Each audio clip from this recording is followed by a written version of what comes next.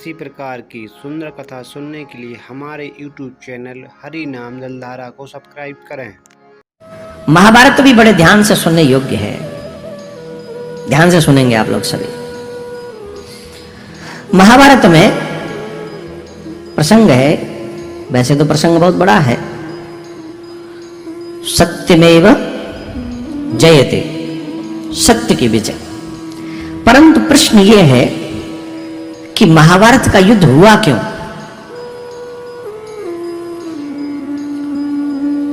महाभारत का युद्ध होना ही नहीं चाहिए था, लेकिन हुआ। किस कारण से? एक बहुत बड़ा अपराध हुआ। वो अपराध था द्रौपदी का अपमान, वो भी भरी सभा में। भरी सभा में अपमान हुआ द्रौपदी का। किसी भी समाज में स्त्री का अपमान नहीं होना चाहिए। किसी भी घर में स्त्री का अपमान नहीं होना चाहिए। जिस समाज में, जिस घर में स्त्री का अपमान होता है, वहां कोई भी देवी देवता पूजा स्वीकार नहीं करते हैं। आप याद करो, एक चीज मैं आपको अभी अगर आप सुनेंगे तो आप नोटिस करेंगे इस बात को, महत्वपूर्ण बात को। दो चीजें याद करो। एक जटायु की गति याद करो अंतिम समय की, और एक पितामह भीष्म की गति याद करो अंतिम समय की। पितामह भीष्म, जिसने अपने पिता की इच्छा के लिए अखंड ब्रह्मचारी व्रत रहने का व्रत रखा। किस लिए? बोले पिताजी विवाह करना चाहते हैं, और जिस कन्या से विवाह करना चाहते हैं उस कन्या का पिताजी ये चाहते हैं कि उसकी पुत्री का पुत्र ही राज्य करे। बोले अभी तो देवव्रत चाह रहा है, लेकिन देवव्रत ने विवाह किया तो पहले तो उसी की संतान को राज्य मिलेगा। देवव्रत शांतनु के पुत्र, उन्होंने प्रण किया कि मैं आजीवन ब्रह्मचारी रहूंगा, मैं कभी विवाह नहीं करूंगा। ये मेरी अखंड भीषण प्रतिज्ञा है। उसी के बाद उन्हें भीष्म कहने लगे। उससे पहले उनका नाम देवव्रत। भीषण प्रतिज्ञा के माध्यम से भीष्म हुए। लेकिन उन भीष्म की गति क्या हुई अंतिम समय? बाणों की सैया। उन्हें क्या प्राप्त हुआ? बाणों की सैया। क्यों? कि उस सभा में तुम बैठे थे, जिस सभा में द्रौपदी को नग्न करने का प्रयास किया गया, और तुम बोले भी नहीं, मौन रहे, शांत रहे। क्यों? ऐसा नहीं होना चाहिए था। हुआ तो उनको उसका दंड मिला। उधर जटायु के पास चलो। रावण सीता जी का हरण करके ले जा रहा है। कोई बोलने का, देवताओं को नहीं पता चल रहा था। सीता जी का हरण अगर रावण कर रहा है तो देवताओं को नहीं पता चल रहा होगा। कोई नहीं बोला। अकेले जटायु थे पंचवटी पे, और कोई पक्षी नहीं होगा। और की तो बात छोड़ो, सुग्रीव इत्यादि ने तो देखा। सुग्रीव इत्यादि ने तो देखा, फिर भी नहीं बोले। बावजूद इसके जटायु को पंगा लेने की क्या जरूरत थी? जटायु कहता मेरे कौन से घर की बात है भाई, मैं क्यों जब पढ़ूं चक्कर में। लेकिन नहीं, जटायु जानता था कि रावण है। जटायु जानता था कि अगर मैं इससे पंगा लूंगा तो मेरे प्राण नहीं बचेंगे। बावजूद इसके कि मेरे प्राणों की कोई वैल्यू नहीं, जब एक स्त्री, भारतीय स्त्री के सम्मान पर, भारतीय स्त्री के सम्मान पर अगर उंगली उठे, इज्जत पर अगर उंगली उठे, उसका सम्मान खतरे में हो, किसी के भी प्राण की कोई कीमत नहीं, कोई वैल्यू नहीं। ये सोचकर जटायु ये जानते हुए भी कि मेरे प्राण जाएंगे, वो रावण से भिड़ गया। एक उस सभा में कोई बोला नहीं, एक वो अकेला जटायु रावण महाकाल से भिड़ गया। ईमानदारी से बताओ, रावण ने जो किया किया, जटायु को जो मिला मिला, लेकिन अंतिम गति जटायु की क्या है? भीष्म को बाणों की सैया मिली और जटायु को राम की गोद।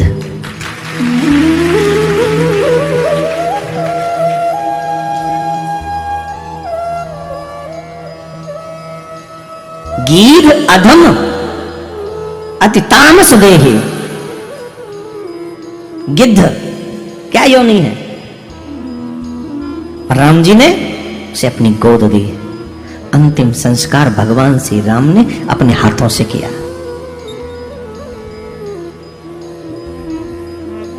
कल्पना कीजिए साहब, हमारे और आपके लिए कोई महत्वपूर्ण बात नहीं बोले हाँ ठीक है राम जी ने कर दिया। क्यों? हम लोग उस तथ्य को उस रहस्य को नहीं जाने कि राम जी ने अंतिम संस्कार अपने पिता तक का नहीं किया। दशरथ जी का भी अंतिम संस्कार राम ने नहीं किया, जटायु जी का अंतिम संस्कार किया। अपनी गोद प्रदान करी, अपनी जटाओं से जटायु की पंखों को साफ किया। ऐसे भक्त वत्सल भगवान, ऐसे दयालु भगवान हमें सिखाते हैं कि तुम्हारा कर्म तुम्हें श्रेष्ठ बनाता है। जिस समय द्रौपदी की रजस्वला स्थिति थी, रजस्वला,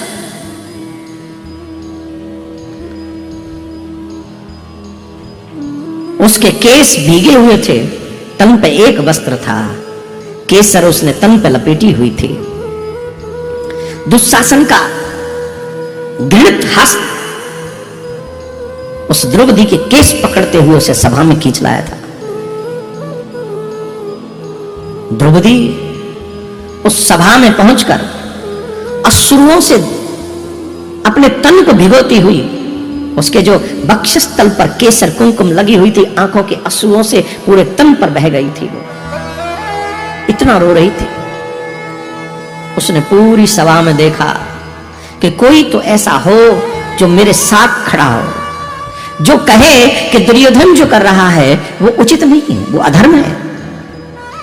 सबको बार बार देखा, एक बार देखा सबको, क्षमा करें, एक बार सबको देखा, लेकिन किसी की भी हिम्मत कि कोई बोला ही नहीं। वहां द्रौपदी के 5 पति भी थे, वो भी नहीं बोले। द्रौपदी ने एक बार सबको देखा, दोबारा किसी को नहीं देखा। मात्र दोबारा देखा तो कृपाचार्य को देखा। ध्यान से सुनना, तटस्थ होकर सुनना। द्रौपदी ने दोबारा अगर किसी को देखा तो कृपाचार्य को देखा। कृपाचार्य कुरुवंश के कुल पुरोहित, मानो कह रही हो आंखों ही आंखों में, तुम तो गुरु हो। मानव जब पूरे ब्रह्मांड में सब जगह से निराश होता है तब वो अपने गुरु की तरफ देखता है। ये न बोले तो कोई बात नहीं, तुम तो गुरु हो, आप भी नहीं बोलोगे। गुरु तत्व ईश्वर तत्व से कम नहीं है। और आपके तो नाम में कृपा भी समाया हुआ है। आप कृपाचार्य हैं, आप गुरु हैं। उस नाम को सार्थक कीजिए, कुछ कृपा कीजिए, कुछ तो सार्थक कीजिए। बोले नहीं कृपाचार्य, कृपाचार्य बोले नहीं तो एक इशारा किया, मात्र एक उंगली उठाई, उंगली उठाई, एक उंगली, मानो बताया हो कि तू इन सब के आगे जो रो रही है ना, व्यर्थ है। इन सब का आसरा लेने की बजाय उस एक का आसरा ले, जिसके आसरे के बाद किसी और के आगे तुझे रोना नहीं पड़ेगा।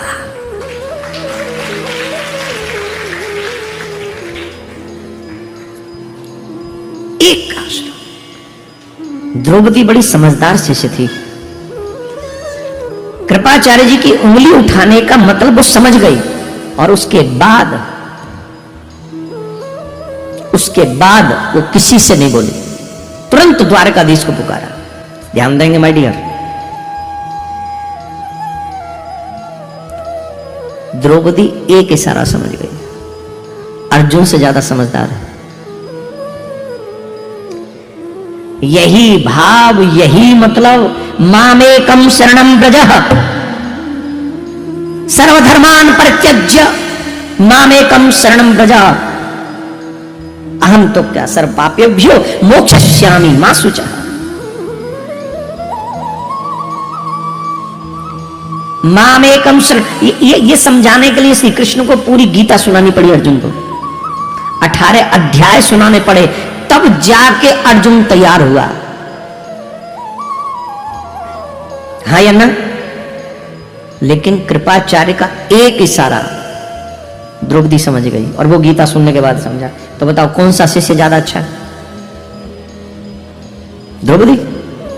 सच्चा शिष्य वही जो गुरु का इशारा समझे। मिडिल क्लास शिष्य वो जो गुरु के समझाने से समझे, और बुद्धू शिष्य वो जो समझाने से भी न समझे। द्रौपदी इशारा समझे और तुरंत द्वारकाधीश को पुकारा। और उस समय द्वारका में श्री कृष्ण रुक्मिणी जी के साथ चौसर खेल रहे थे। जैसे ही कहा द्वारकावासिन, तुरंत कृष्ण खड़े हो गए, गुस्से में आ गए। आज मैं सृष्टि को छोड़ूंगा नहीं, इस पूरी सृष्टि को नष्ट कर दूंगा। जिस सृष्टि में मेरी भक्ता द्रौपदी का अपमान हुआ, उस सृष्टि को छोड़ूंगा नहीं। भगवान कितना प्यार करते अपने भक्तों से, कितना। मैं छोड़ूंगा नहीं सृष्टि को। रुक्मिणी जी ने चरण पकड़ लिया। नाथ, धैर्य धारण करिए। आप क्रोध में आकर, आवेश में आकर ऐसा कह रहे हैं कि आप इस सृष्टि को जला देंगे, नष्ट कर देंगे। पर नाथ, ये मत भूलिए कि इसी सृष्टि में आपके अनेक भक्त हुए हैं, अभी भी हैं। अगर आप सारी सृष्टि को जला देंगे तो वो भक्तों का क्या होगा? बोल ठीक है, तुमने हमको ध्यान दिलाया, उसके लिए तुम्हारा साधुवाद। तो मैं हस्तिनापुर को नष्ट कर दूंगा। महाराज, वहां भी कुछ भक्त हैं। वहां विदुर जी है, विदुरानी है, काका काकी है आपके, उनका क्या? उनका क्या? ठीक है, मैं सभा को नष्ट कर दूंगा। जिस सभा में द्रौपदी का अपमान हुआ, मैं सभा को नष्ट कर दूंगा। रुक्मिणी जी बोली, महाराज थोड़ा और सोचिए। क्यों? बोले, जिस सभा को आप नष्ट करना चाह रहे हैं, उस सभा में, ये सभा नष्ट किसके लिए कर रहे हो? बोले, द्रौपदी के लिए। बोले, महाराज उसी सभा में द्रौपदी का मंगलसूत्र भी बैठा हुआ है। अगर आप सभा में उपस्थित सभी लोगों को नष्ट कर देंगे, तो आप एक बात बताइए, द्रौपदी का अगर द्रौपदी के पति समाप्त हो जाएंगे, क्या द्रौपदी जिंदा रहेगी? अगर जिंदा नहीं रही तो वो सती होगी। सती अगर वो हो गई तो आप ये सब कर किसके लिए रहे? इसीलिए जब अर्जुन को कह रहे थे ना भगवान, अर्जुन कह रहा था कि भाई इतने लोग हैं, मेरे अपने ही लोग हैं, मैं इनसे कैसे लड़ूंगा? मैं नहीं लड़ सकूंगा। भगवान ने कहा, तू चिंता मत कर, तू लड़। ये कोई जिंदे नहीं है, ये ऑलरेडी मर चुके। इनको मैं मार चुका। मरे हुए को मार कर तू यश का भागी बन जा। ये जिंदे नहीं है, सब मरे हुए हैं। कौन मरे हुए हैं? जो समय कौरवों के पक्ष से द्रौपदी के अपमान के समय उस सभा में मौजूद थे, लेकिन कोई बोला नहीं था। भगवान ने उसी समय उनको मार दिया था। अब तो उनका शरीर घूम रहा था। मरे हुए को मारकर यश का भागी बन जा। भगवान ने द्रौपदी की रक्षा के लिए क्या नहीं किया? द्रौपदी के लिए भगवान अपने भक्तों के लिए क्या नहीं करते हैं? भगवान अपने भक्तों से बहुत प्रेम करते। बोलो राधे राधे।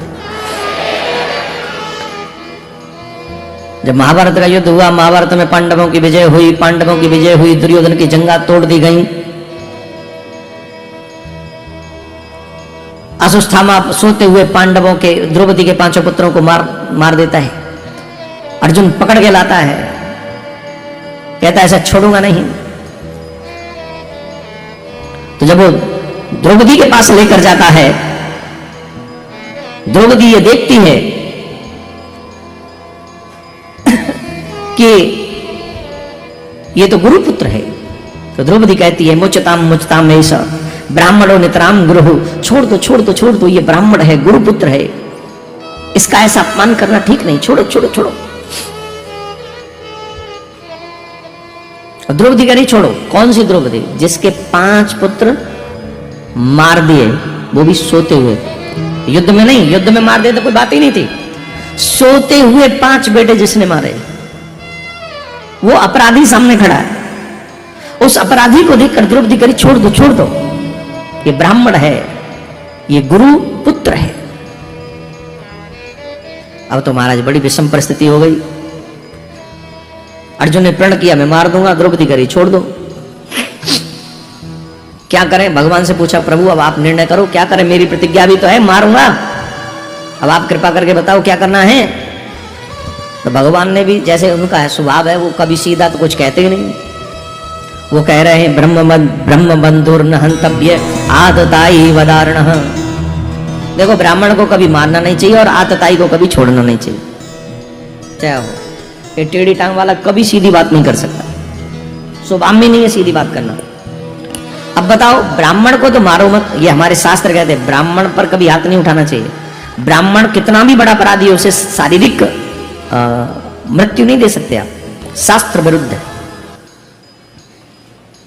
आप लोग जो आज तिलक लगा रहे हैं, आज जो तुलसी पहन रहे हैं, आज जो आप कंठी पहन रहे हैं, आज जो आप भगवान की पूजा कर रहे हैं, आपके घर में जो कर्मकांड चल रहा है, आपके घर में जो देवी देवताओं को मनाने का प्रयास किया जा रहा है, आपके घर में जो पितरों को मनाने का प्रयास, आपके परलोक को संभालने का जो कोशिश प्रयास किया जाता है, वो किसकी वजह से? ब्राह्मण देवताओं की वजह से। और जिसने इतना बड़ा उपकार हमारे ऊपर किया, अगर उसे एक आधा अपराध हो जाए तो हम उसे मार दें, शास्त्र विरुद्ध है। उसे मारना नहीं, शारीरिक नहीं कष्ट पहुंचा सकते आप। और दूसरे भगवान करे आतताई वदारण, आतताई कैसा भी, उसे छोड़ना नहीं चाहिए। भगवान ने दोनों, भगवान अर्जुन बोले महाराज वही आप टेढ़े पने की बात करते हो, आप खुद टेढ़े खड़े रहते हो, टेढ़ी बातें करते रहते हो, सीधे सीधे बताओ मारें कि छोड़ें? बोले देखो शास्त्र में 2 ही बात आई है, हमने शास्त्र की बात बता दी, हम कुछ नहीं जानते। 2 बात आई है शास्त्र में, ब्राह्मण को मारो मत, आतताई को छोड़ो मत। तो तुरंत अर्जुन को भगवान की गीता में ही कहा हुआ उपदेश याद आ गया। भगवान ने गीता में ही कहा है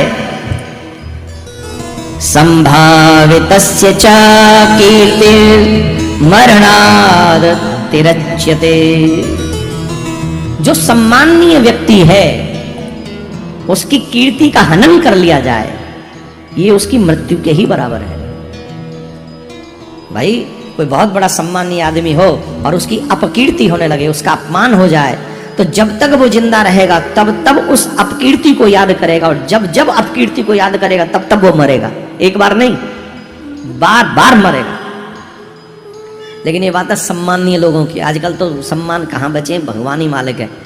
आजकल तो सबसे बड़ा सम्मान ये है कि तुम बड़े आदमी को गाली दो, है ना। अपने आप की शान तभी बढ़ती है, लोगों को लगता है हम पहचान आ जाएगी हमारी। ये पहचान तुम्हारे माँ बाप के दिए हुए संस्कारों की आती है। अच्छे लोग तो आज भी समाज में सम्मान ही पाते हैं, इसलिए अच्छा बनने की कोशिश करो, बुरा नहीं।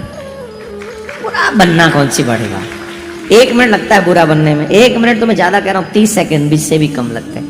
अच्छा बनने में पूरी लाइफ लगती है। तो उसकी मणि निकाल ली, ढक्के देके उसको अश्वत्थामा को वहां से निकाल दिया, यही उसका अपमान है। अब जीवन भर अश्वत्थामा इसी रोग से दुखी है। आज भी अश्वत्थामा जीवित है, पृथ्वी पे घूम रहा है और उसके रक्त निकल रहा है यहां सर से, और अपमान का विष पान करके घूमता है। आज रोज मरता है वो।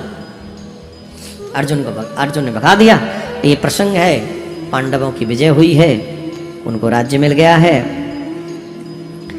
अश्वत्थामा के मन में द्वेष था कि ये पांडवों ने मेरे साथ अच्छा नहीं किया, मैं बदला लूंगा अपने अपमान का। तो कैसे लेंगे कि आखिरी वंशज उत्तरा के गर्भ में बैठा है, मैं पांडवों का वंश नाश करूंगा, तो ब्रह्मास्त्र चला दिया। जब कोई व्यक्ति गिरता है ना तो गिरने की सीमा नहीं होती। पहले तो स्त्री भी गर्भिणी, और गर्भिणी के गर्भ को गिराना कितनी बड़ी गिरी हुई बात है, और वो भी द्रोणाचार्य के पुत्र के लिए, सबके लिए है। गर्भिणी स्त्री किसी की भी, शत्रु की भी हो तो उसकी सुरक्षा करो। हमारा सनातन क्या कहता है? गर्भिणी स्त्री भगवान का दूसरा रूप होती है, वो किसी मनुष्य को जन्म देती है। हम और आप जान भी नहीं सकते कि गर्भिणी को जब किसी शिशु को जन्म देती है उसे कितनी वेदना होती है। जैसे सारे शरीर की हड्डी, सबसे बड़ा दुख होता है किसी शिशु को जन्म देना, और ये शक्तियां ही कर सकती हैं, ये कोई बाप नहीं कर सकता। बच्चे को जन्म देने में जो वेदना होती है वो माँ जानती है। कहते सारी हड्डियां टूटने के बराबर दर्द होता है जिस समय किसी संतान को माँ जन्म देती है, और वो माँ कर पाती है। क्यों? क्योंकि भगवान का दूसरा स्वरूप है। इसलिए ऐसी स्त्री जो गर्भिणी हो, किसी की भी हो, उसे रिस्पेक्ट, आदर और सुरक्षा अवश्य देना चाहिए। विदेशों में हमने देखा है, जब भी एम्बुलेंस आती है ना, भाई एम्बुलेंस में या तो कोई मरीज होगा या प्रेग्नेंट कोई लेडी होगी, मरीज होगा या प्रेग्नेंट, ये दोनों ही कामों को विदेश में बहुत आदर देते हैं। और जैसे ही एम्बुलेंस का हॉर्न सुनते हैं, वहां विदेशों में मैंने ये देखा कि वो गाड़ियां साइड में कर लेते हैं, अपनी सब रोक लेते हैं, वहीं साइड में पहले एम्बुलेंस जाएगा। हमारे यहां तो ऐसा भी नहीं होते। हमारे यहाँ तो गाड़ी दौड़ाएंगे उसकी स्पीड से आगे, और कई हम जैसे स्वार्थी ऐसे एम्बुलेंस के पीछे लगा लेंगे, चलो हॉर्न में हमारी भी निकल जाए। विपत्ति में आप किसी की हेल्प करें, ये परमार्थ है, और ये परमार्थ जब तुम करते हो तो ठाकुर जी तुमसे प्रसन्न होता है। एम्बुलेंस को रास्ता देना ये परमार्थ है। 2 मिनट पहले अगर वो हॉस्पिटल पहुंच जाए तो किसी की जान बच सकती है। समय पे वो पहुंच जाए गर्भिणी देवी, तो वो शिशु और मां दोनों सुरक्षित हो सकते हैं। आपकी जिद, आपकी हट, आपका ट्रैफिक किसी की जान ले सकता है। इसलिए जब भी अवसर मिले, अगर भगवान ऐसा समय दे कि कोई एम्बुलेंस का हॉर्न हम सुने, तुरंत अपनी गाड़ी साइड में कर लें, उसको जाने का रास्ता दें। ये भी परोपकार है, और ये परोपकार हम चलते हुए सड़क पे कर सकते हैं। सड़क पे चलते हुए कैसे कर सकते हैं परोपकार, सीखिए आप। राधे राधे, जोर से बोलना पड़ेगा। द्रोणाचार्य के पुत्र अश्वत्थामा ने ब्रह्मास्त्र चलाया, उत्तरा घबरा गई। उत्तरा को लगा कि अब मेरी रक्षा कौन करेगा, इस घोर संकट में मेरी रक्षा भगवान के सिवा कोई नहीं कर सकता। यहां तो सब एक दूसरे को मारने पे लगे हुए, मरने मारने में लगे हुए, लोग मेरी क्या रक्षा करेंगे। वो किसी और की शरण में जाने की बजाय डायरेक्ट ठाकुर जी की शरण में गई। द्वारकानाथ जा रहे थे, उस समय द्वारका जा रहे थे, रथ में सवार हो रहे थे, इतने दौड़ कर आई उत्तरा और कहने लगी, पाहि पाहि महायोगिन देव देव जगतपते नान्यम त्वद भयम पश्ये यत्र मृत्यु परस्परम। पाहि माम पाहि माम पाहि माम करते हुए चरणों में देवी को गिरते हुए देखा। भगवान सावधान हो गए और बोले, ये कौन है जो मेरे पास आई? तुरंत समझे, सावधान होकर देखा, ओहो ये तो अभिमन्यु की पत्नी है। मानो अभिमन्यु की पत्नी ने इशारा कर दिया, ओ नाथ मेरी रक्षा कीजिए, मेरे गर्भ की रक्षा कीजिए। देखो, अगर वो कहती मेरी रक्षा कीजिए तो गर्भ सुरक्षित नहीं होता। उसने ये नहीं कहा कि आप मेरी रक्षा कीजिए, उसने कहा आप मेरे गर्भ की रक्षा कीजिए। यह दोनों ही कार्य सिद्ध हो गए। गर्भ सुरक्षा होगा तो मां, गर्भ तो तब सुरक्षित होगा ना जब मां सुरक्षित होगी। लेकिन उत्तरा को अपनी परवाह नहीं थी। आज उत्तरा रो रही है तो भगवान को अचानक से वो दिन याद आ गया जिस दिन अभिमन्यु मरा था, और उत्तरा जिद कर रही थी कि मुझे सती होना है। तो सब लोग समझा रहे थे, नहीं तुम गर्भिणी हो, तुम्हें नहीं, ऐसे सती नहीं हो सकते, तुम गर्भ स्थिति में सती नहीं हो सकती हो, इसलिए तुम ये त्याग दो विचार। तो किसी की मान नहीं रही थी। आज भगवान ने आंखों आंखों में पूछा, आज बड़ी जान प्यारी लग रही है तुम्हें, उस दिन तो नहीं मान रही थी किसी की, आज प्राण प्यारे लग रहे हैं, इसलिए जीवित रहना चाहती हो, सुरक्षा चाहती हो। उत्तरा रो पड़ी, मैं जीवित भी रहना चाहती हूं तो सिर्फ आपकी खातिर, कहीं कोई आपका नाम बदनाम न कर दे। क्या हुआ, मेरी खातिर क्यों? बोले अगर आज मैं समाप्त हो गई ना नाथ, आपकी बड़ी बदनामी होगी, मेरी क्यों होगी? बोले जब मैं सती होना चाह रही थी ना, तब पांडवों के वंश को चलाने वाले 5 बेटे और थे जो अब नहीं है। अब उन पांडवों के वंश को चलाने वाला आखिरी वंशज मेरे घर में। अगर मुझे कुछ हुआ, पूरी दुनिया वाले कहेंगे कि पांडवों ऐसे कृष्ण के पीछे लगे कि उनका वंश नाश हो गया। मेरी नहीं, तेरी कट जाएगी, तेरी इज्जत, तेरी हंसी होगी, तेरा उपहास करेगा। तुम्हारा उपहास करे ये मुझसे बर्दाश्त नहीं होगा।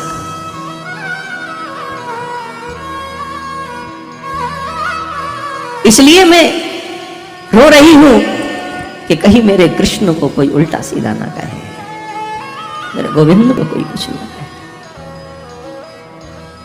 आपके लिए कृष्ण के नैन भी सजल हो गए। वाह उत्तरा, तुम मेरे लिए सोच रही,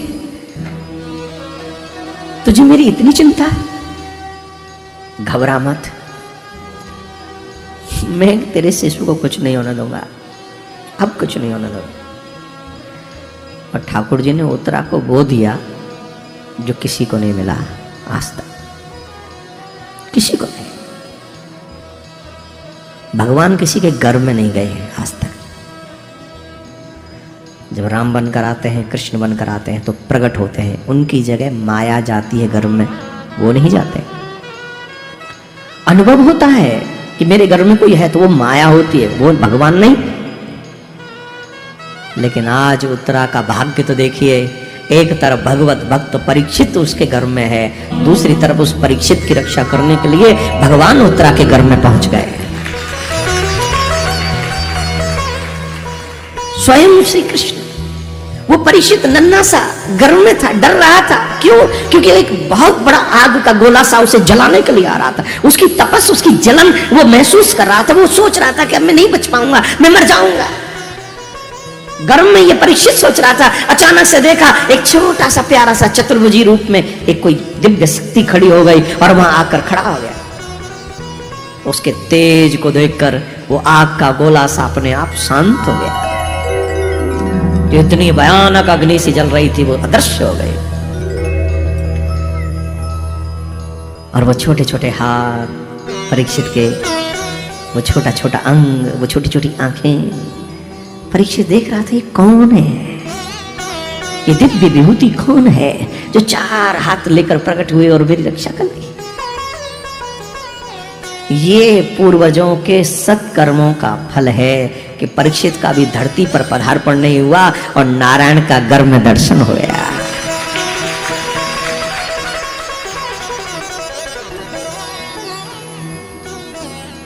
ये पूर्वजों के सत्कर्मों का फल है। पहली बात तो पांडवों के वंश में आना, फिर कृष्ण के भांजे का बेटा होना,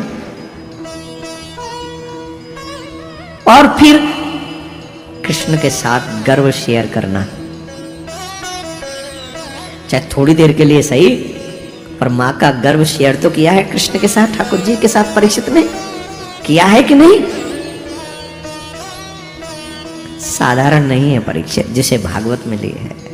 वो तो गर्भ में ही भागवत हो गए थे जिस समय श्री कृष्ण का साक्षात्कार गर्भ में हो गया।